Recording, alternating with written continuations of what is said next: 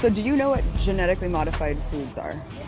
Like tomatoes and things they do like to make them last longer when they ship them and stuff. Or bettered or improved by species, by collecting the best of and keep going.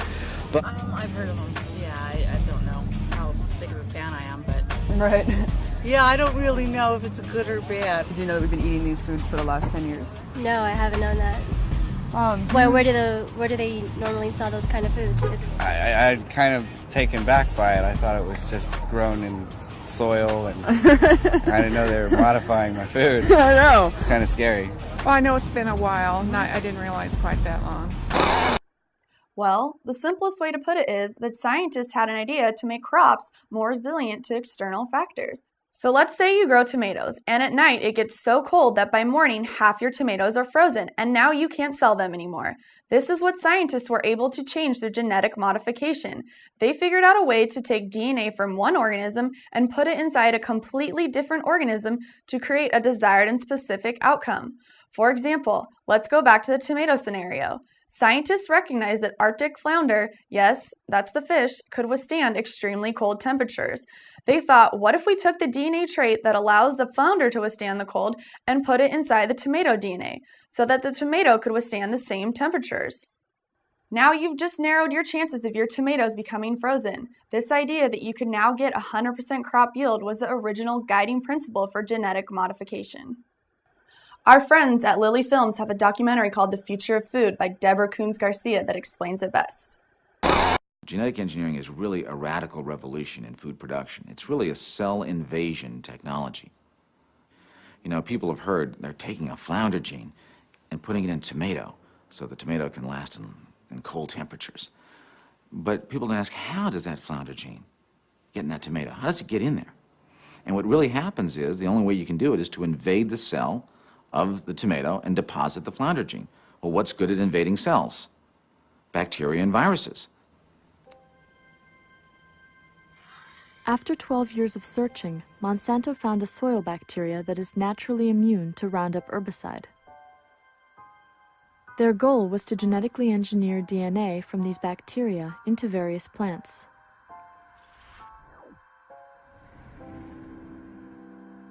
They cut out a sequence of DNA that is resistant to Roundup. But if this DNA sequence alone is inserted into a corn plant, it will have no effect. So the next step involves E. coli bacteria. Gaps are created in the E. coli DNA, and when the two test tubes are mixed together, some of the E. coli DNA recombines with the Roundup-resistant bacteria. Then the technicians smuggle the engineered DNA into the cells of the corn plant they want to modify. Cells will naturally reject foreign DNA, so they developed a method using soil bacteria that causes tumors in plants. They use this bacteria to ferry the engineered DNA into the plant's nucleus. There are also two other methods used to get the engineered DNA through the cell wall. One uses a stream of electricity to create tiny holes in the plant cells so they become vulnerable to infiltration by foreign DNA. Another is the gene gun, which blasts particles of gold coated with engineered DNA into the plant cells.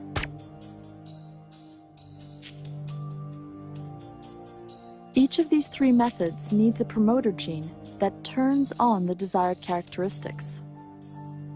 The promoter gene is often extracted from the cauliflower mosaic virus. This capacity of bacteria and viruses to invade mammals in different ways is what really has a lot of people edgy about biotechnology, because that's really what the tools are all about. In order to move genetic material from one organism to another that don't normally cross, you've got to sort of behave like bacteria and viruses and invade into the cells and become established, just like a virus must become established. American Heritage Medical Dictionary defines genetically modified organisms as an organism whose genetic characteristics have been altered by the insertion of a modified gene or a gene from another organism using the techniques of genetic engineering. The hope was that this biotechnology would end world hunger by creating higher crop yields. Ironically, we have found studies that indicate just the opposite. Reports have shown that genetically modified crops actually produce fewer yields. In fact, in some countries where starvation rates are very high, there have been many cases of citizens burning genetically modified crops in protest. Like the Future of Food said, Monsanto, the largest biotech company in the world, was able to make seeds that resisted their own Roundup herbicide. This allows farmers to spray as much herbicide as they want without worrying about their crops dying. But it doesn't stop there. Scientists can now make seeds that produce their own pesticide. This is like you and me walking around with a mosquito repellent coming out of our pores.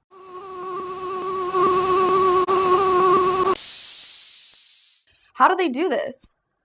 Scientists found a bacteria in the soil that is lethal to many species of insects called Bacillus thuringiensis, or BT for short, and they genetically engineered it into the crops.